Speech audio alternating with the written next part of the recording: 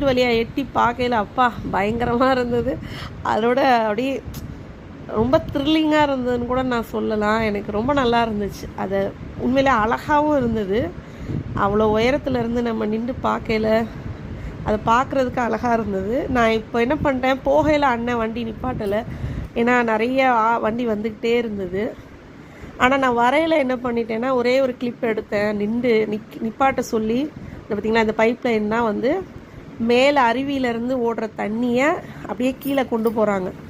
Waste ஆகாமல் சிந்தாமல் கீழே போகிறதுக்கு உண்டானது. அது தேனி மாவட்டத்துக்கு போகும்னு நினைக்கிறேன். ஏன்னா கீழே தேனி மாவட்டம் தானே இருக்குது.